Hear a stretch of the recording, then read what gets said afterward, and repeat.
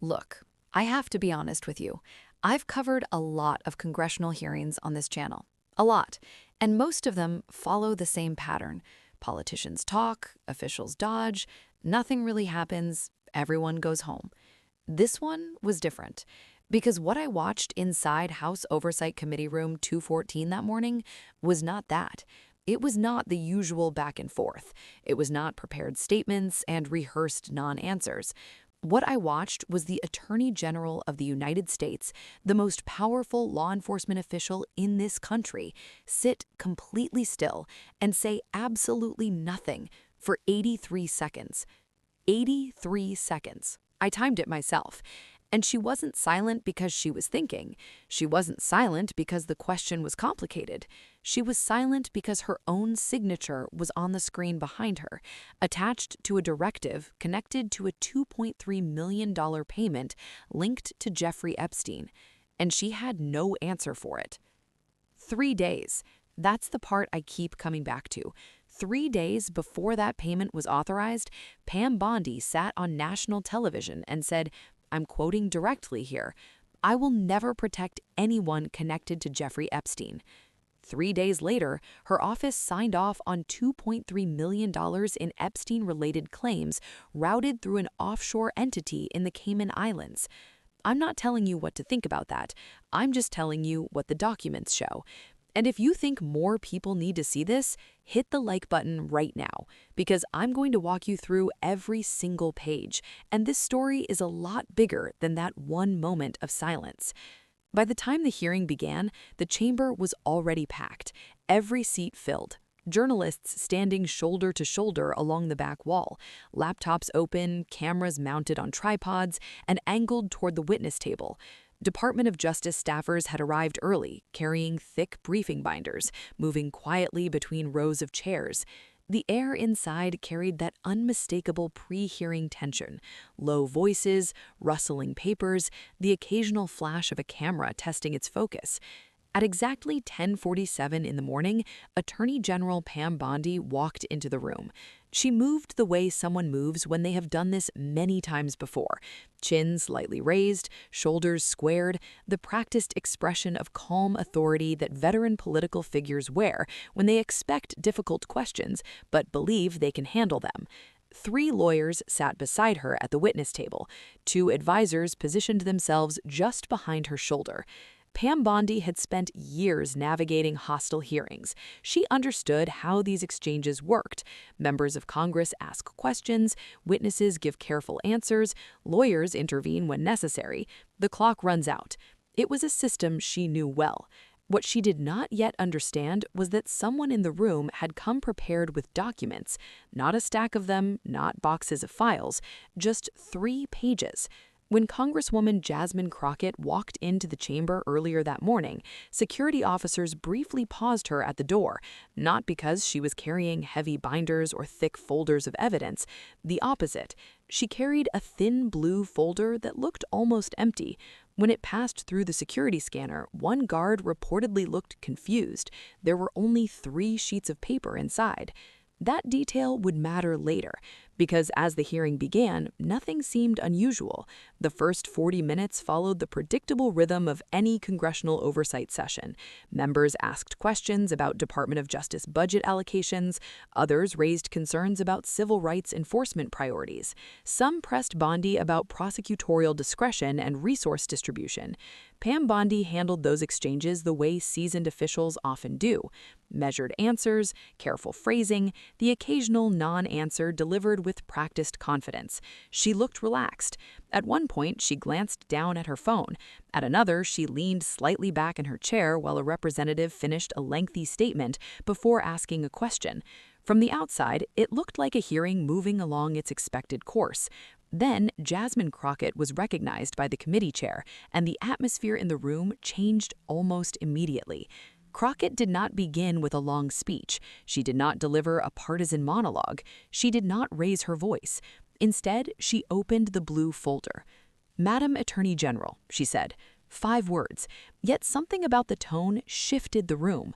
Conversation stopped, journalists lifted their heads, even the stenographer briefly paused her typing, because Crockett was not speaking the way lawmakers usually speak during these hearings. She sounded like a lawyer presenting evidence. I want to talk about an email sent from your Deputy Assistant Attorney General on February 23rd of this year. Pam Bondi's expression did not change. Public officials hear references to documents all the time. Many turn out to be incomplete, misinterpreted, or taken out of context. She responded calmly. Congresswoman, I am not aware of any specific email. Crockett cut in. I'm not asking whether you are aware of it, she said evenly. I'm telling you what I found. She lifted the first page from the folder. And in that moment, the hearing stopped feeling like a political exchange and started looking like the opening statement of a case. This folder contains 3 pages. Page 1 is an email from your Deputy Assistant Attorney General to the Department of Justice Financial Management Division. Date, February 23rd. Subject line, Settlement Authorization, Epstein-related claims. The room went quiet. Not the polite quiet of people waiting for the next sentence, something heavier, the kind of silence that spreads when a new piece of information lands in a room full of people who instantly understand its implications. Crockett held the document so the cameras could see it. In this email, she said, your deputy authorizes the immediate transfer of $2.3 million to an entity called Executive Legal Services, LLC. Recipient address, Cayman Islands. The figure itself was not enormous by federal government standards. The Department of Justice moves billions of dollars each year, but the context mattered. A payment linked to Jeffrey Epstein, an offshore recipient, and a date that fell only 3 weeks after Pam Bondi had taken office as Attorney General. Crockett set the paper down carefully. The stated purpose of the payment, she continued, reading from the email, legal settlement of outstanding claims related to J. Matter. She looked up. J. Matter, Jeffrey Epstein.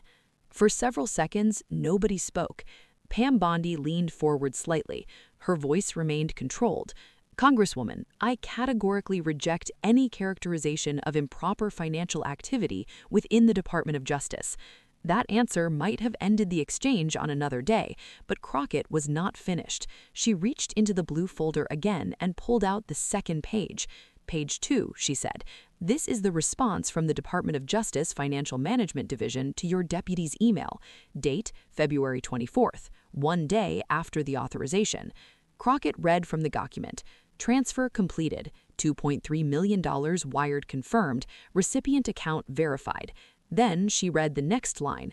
All documentation sealed under attorney-client privilege per AG directive. That phrase changed the nature of the conversation instantly. Crockett turned toward the room. Attorney-client privilege is a specific legal protection. It shields confidential communications between a lawyer and their client. That's interesting, she said, because attorney-client privilege applies to a lawyer and a client. So who exactly is the client here? The Department of Justice or Jeffrey Epstein's estate? One of Bondi's attorneys, a gray-haired man in his 60s, leaned toward her and whispered something quietly. Pam Bondi shook her head. She was still planning to answer herself. Congresswoman, she said carefully, decisions about settlement payments involve complex legal considerations. Crockett lifted her hand gently, not aggressive, just enough to stop the sentence. Let me show you how complex it gets, she said, and she lifted the third page. This one was different from the others. At the bottom of a formal directive issued to Department of Justice division heads, printed clearly beneath the official language, was a signature, Pam Bondi's signature, bold, unmistakable. The directive was dated February 25th, 2 days after the money had moved. Crockett read the key line aloud. All documents related to Settlement Agreement J0225 are hereby designated attorney work product and exempt from FOIA requests. A pause, then the final sentence. Any inquiries regarding this matter must be referred directly to the Office of the Attorney General. No exceptions. Crockett lowered the page slowly. Madam Attorney General, she said quietly, do you recognize your signature? The cameras captured everything that followed: the stillness, the tension, the moment an entire hearing room realized that something far more serious than routine oversight had just begun. For a moment, the room simply held its breath. The question had been asked plainly, the document was on the screen, the signature was visible to every camera in the chamber, and now the Attorney General of the United States was being asked something that should have been straightforward. Do you recognize your signature? Pam Bondi looked up at the projection screen behind Jasmine Crockett. The document had been enlarged so that every line of text was visible across the hearing room. Her name appeared at the bottom, in dark ink written in the distinctive looping style that had appeared on dozens of Department of Justice directives since she took office. She did not immediately answer. That hesitation might seem small to someone watching casually, but in a congressional hearing, every second carries weight. Lawyers, journalists, and lawmakers are trained to notice silence. Silence can mean caution, silence can mean calculation, and sometimes silence means a witness understands exactly what the question implies. Crockett waited. She did not interrupt, she did not repeat the question. She simply stood there beside. At this point, Crockett referenced one more document, a memo prepared by a Treasury Department analyst who had reviewed the transaction. Date, February 26th. The content of the memo was clear. Unusual payment structure. Offshore recipient. No clear business purpose. Recommend SAR filing for potential money laundering review. A suspicious activity report. A formal mechanism that alerts federal regulators and creates a documented record investigators can follow. Crockett slowly closed her laptop. That recommendation was never acted on, she said. 4 words, but they carried weight. Not rejected, not revised, never acted on. And the memo documenting it had been classified. The timeline now had one final entry. February 20th, I will never protect anyone connected to Jeffrey Epstein. February 23rd, $2.3 million authorization. February 24th, transfer confirmed. February 25th, FOIA blocked, signed directive. February 26th, suspicious transaction flagged, review recommended, review stopped. Then the hearing, the question, and the Fifth Amendment. What happened next became the most talked about moment of the year. Crockett asked the final question slowly. Who stopped that recommendation? The answer never came. Instead, Pam Bondi's lead attorney stood abruptly. His chair scraped loudly against the floor. Mr. Chairman, he said firmly, my client will not answer that question. Every camera in the room pivoted toward him. On the advice of counsel, he continued, Attorney General Pam Bondi invokes her rights under the Fifth Amendment of the United States Constitution. For a fraction of a second, the room seemed unsure how to react. Then the realization spread. The Attorney General of the United States had just invoked the Fifth Amendment in response to a question about a $2.3 million Epstein-related settlement. Journalists began typing furiously. Some members of the committee leaned back in their chairs, others leaned forward. Crockett did neither. She simply nodded once, as if she had expected it. The Fifth Amendment, she repeated quietly, the right not to incriminate oneself. She stepped closer to the microphone. So let's be clear about what just happened. Nobody interrupted her. Nobody tried to redirect the conversation, because everyone in the room understood that something significant had just occurred. The hearing was no longer about policy. It was about accountability. If you've made it this far and you think this story deserves more attention, subscribe to this channel, because the timeline shown by these documents has not been fully answered yet, and this investigation is still moving. 83 seconds. Long enough for every camera in the room to capture the tension building across the witness table, long enough for reporters to look up from their screens, long enough for camera operators to slowly zoom in, long enough for every member of the committee to realize that the most powerful law enforcement official in the United States had nothing she could safely say. Crockett did not rush the moment. In those 83 seconds, Madam Attorney General, she said, You had the opportunity to clarify several very simple questions. She lifted one finger. First question, what claims were settled? Another. Second question, who was the client that justified attorney-client privilege? Then a third. Third question, why was a suspicious activity report recommendation stopped? She lowered her hand. Those questions remain unanswered. The hearing room was quiet enough that the soft hum of the television lights could be heard near the ceiling. Crockett did not rush, because this was no longer about winning an argument inside a committee room. It was about the public record.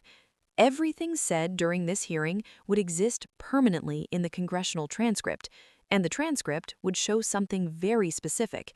3 documents had been presented, 3 dates had been established, 3 questions had been asked, and the Attorney General invoked the Fifth Amendment rather than answer them.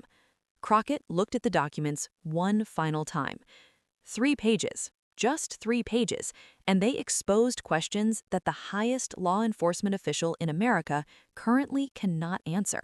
Her tone had shifted now, less accusatory, more inevitable. Jeffrey Epstein's victims spent years trying to make their voices heard. Women who were told that powerful people would never be held accountable. They went to court, they spoke publicly, they faced intimidation. They did it because they believed the justice system would eventually work.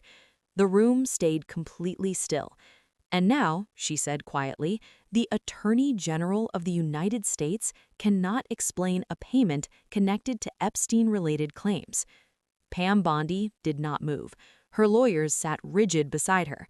Crockett continued, "This is not complicated. People watching this hearing understand something very simple." She turned toward the chamber. If you or I moved $2.3 million to an offshore entity connected to a criminal investigation, and then sealed the documents and tried to stop a suspicious activity report, we would be under investigation. That comparison landed hard. "This is why oversight exists," said Crockett, "because the law must apply equally, not selectively, not politically, equally, for everyone." She closed the folder.